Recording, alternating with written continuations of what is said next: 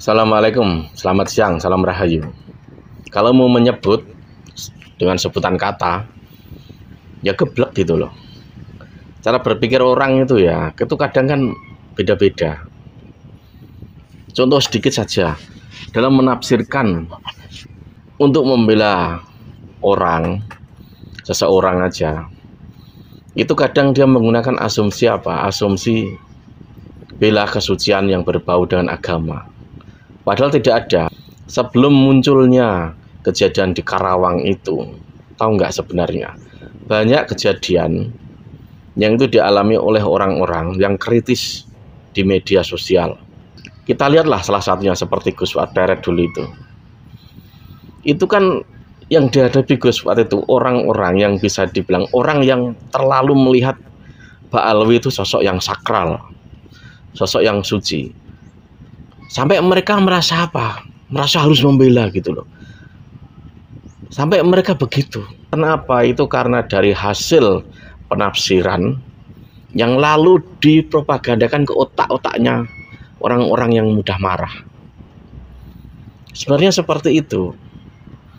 Mungkin kalau mereka marah itu membela kakeknya sendiri, warganya sendiri, masih masuk logika gitu loh, walaupun salah entah benar, itu masih logis. Yang dibelain siapa? Ya toh, belum lagi hal-hal yang lain. Ada juga beberapa orang tuh ada. Bahkan kita tuh pernah dulu itu memadu salah satu orang. Dia itu mau diancam, mau dipersekusi loh. Itu nggak masuk di media itu. Jadi kita madunya lewat HP gitu loh. Udah lawan saja. Akhirnya apa? Mereka tuh berempat itu berusaha masuk ke rumah itu nggak bisa. Lalu akhirnya apa? Mereka pulang lagi. Lalu mereka menyatron di depan rumah bolak-balik bikin rame gitu kan. Ya udah anak istrinya diungsikan. Hadapi pintu dibuka. Ya udah, namanya dasar pasti segalanya ada gitu loh. Mereka hanya berhenti di depan ini, di depan jalan itu nggak berani masuk. Bahkan diteriakin silahkan masuk gitu, nggak berani. Kalian tahu nggak siapa yang datang seperti itu? Itu orang-orang yang sama dengan seperti kita, orang-orang pribumi, orang-orang lokal. Salah satu ormas apa? Ormas ya sama, yang selokal dengan kita itu sama. Hanya mereka itu nggak tahu mungkin dibayar. Intinya mereka tuh dekat dengan seorang Mbak Alwi lah. Padahal Mbak Alwi ini juga tidak pernah, nggak dikenal orang lah. Lalu dia yang merintah siapa? Dari sana, dari ibu kota. Dia yang merintah itu. Lewat apa? Lewat grup. Jadi mereka tuh suka membuat grup di WA. Lewatnya seperti itu. Lalu ibaratnya apa itu? Dihasut, ditekan. Dan saya yakin ada biaya bensin.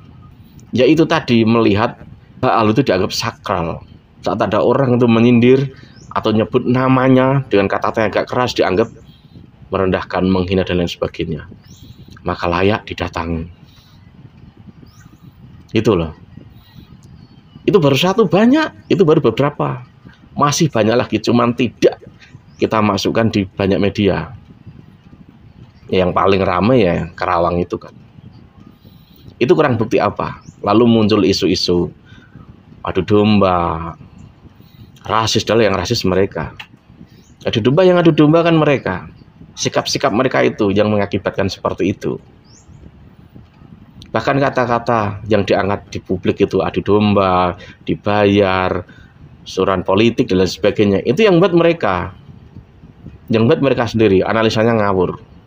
Sangat ngawur. Dan itu fitnah loh. Selama itu orang-orang lokal yang mudah hanya diberi uang bensin, yang mereka akan senang. Mereka akan senang.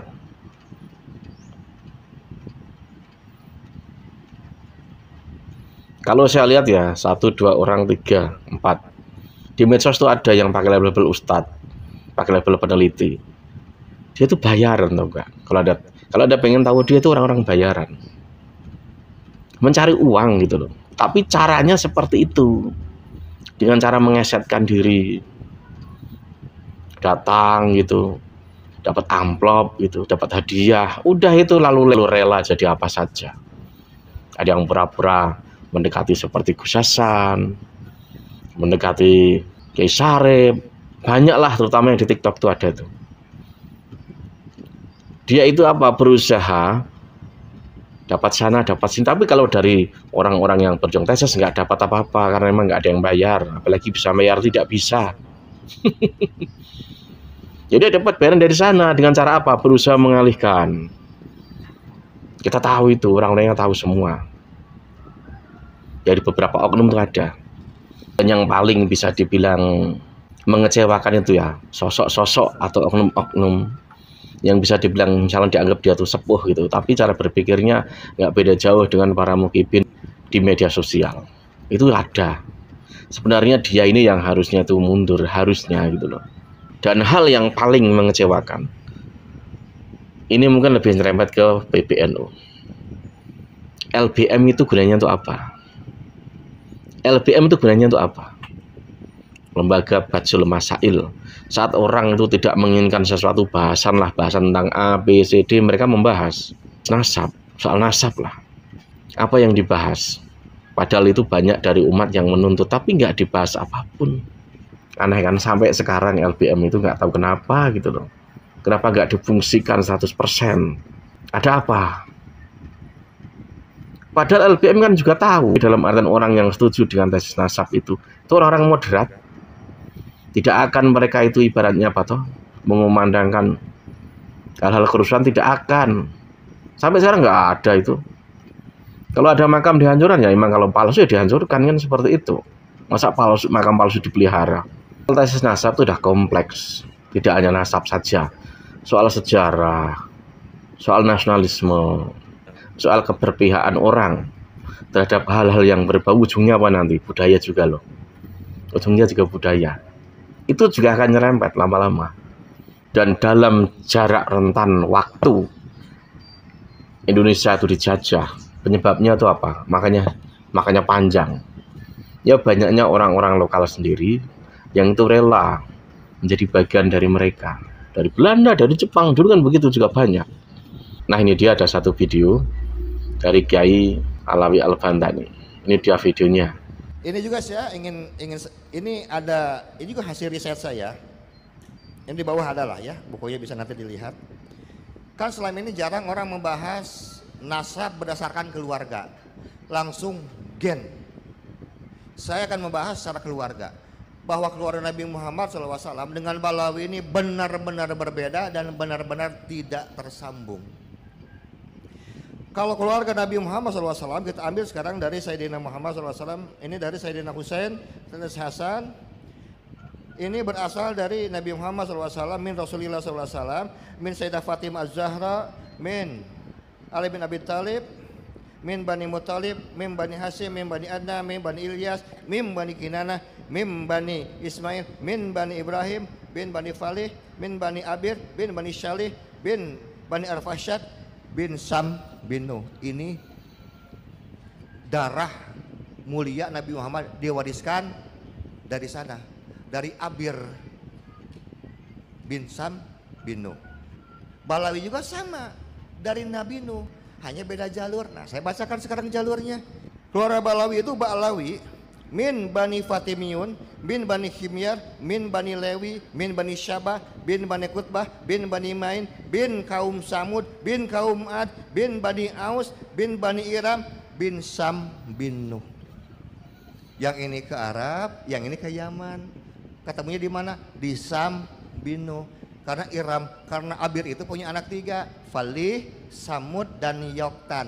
Falih turunlah ke bawah sekarang ke Nabi Ibrahim, Samud dan Yoktan ke Yaman, dan mereka beranak pinak dari tahun 2200 sebelum Masehi. Jadi kalau ada orang yang mengatakan bahwa sekarang kalau saudara kita Balawi, bukan, jangan disebut sekarang keturunan Yahudi, tapi ada darah Yahudi, ya itu lebih enak lah ya.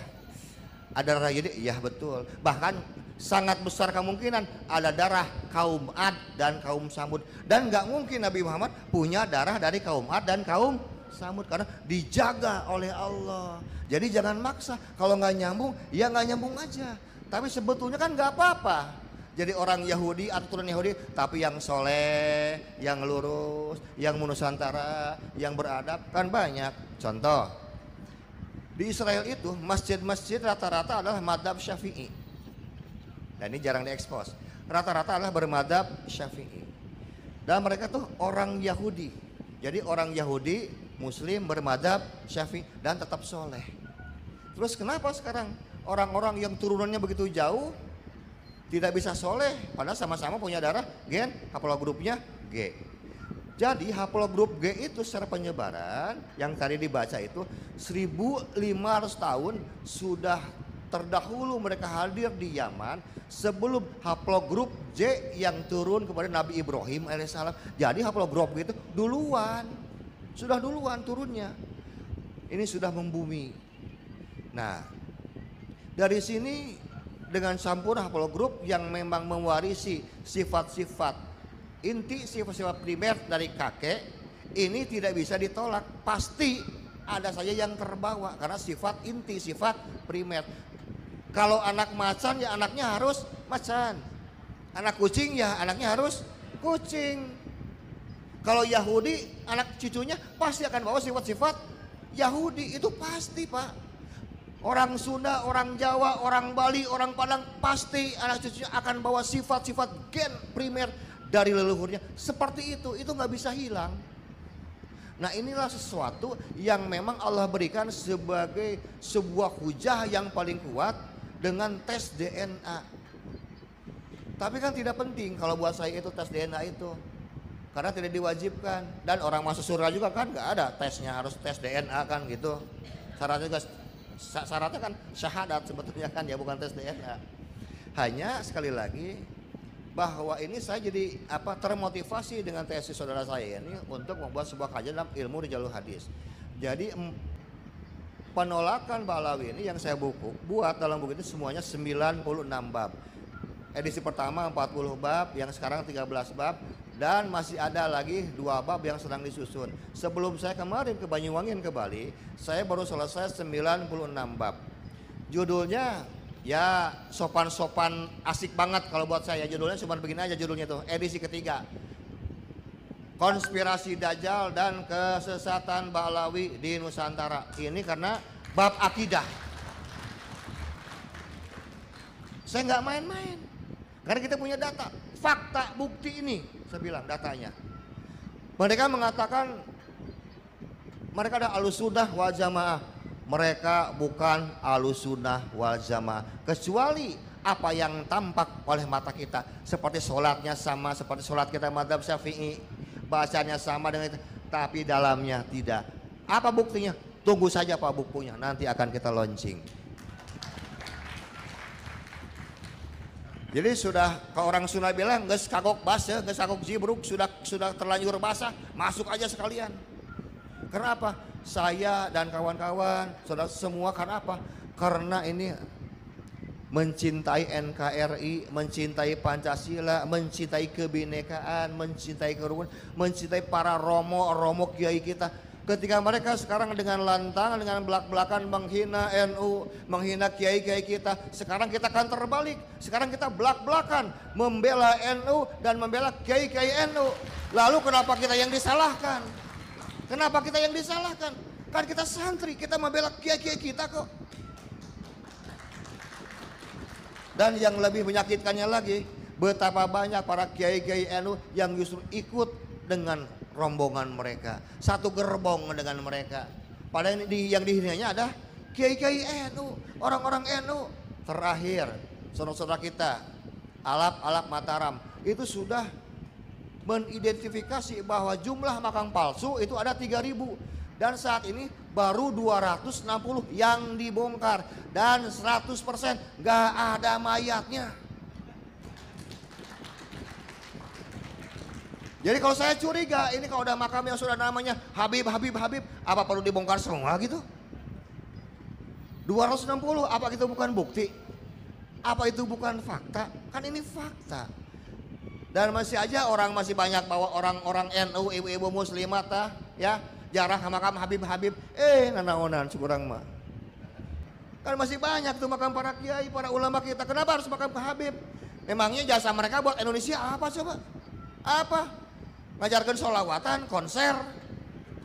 Pernah ngajarin sekarang bab wudu, bab niat, baca kitab, ngalogat? Nggak pernah. Cuman keuntungan mereka itu aja satu, cuman lebih ganteng aja.